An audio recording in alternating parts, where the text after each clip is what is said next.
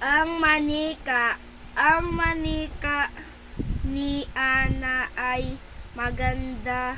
Mahaba ang buhok niya, malaki ang mata ng manika. Ang pangalan niya ay Nina. Pula ang damit niya. Tanong, sino ang may-ari ng manika?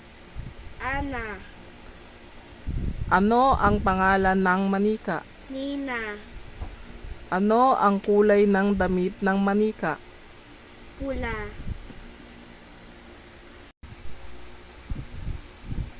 Ben and Brownie. This is Ben.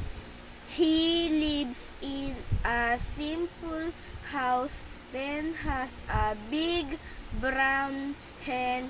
He calls her Chicks. Ben gives Brownie some corn.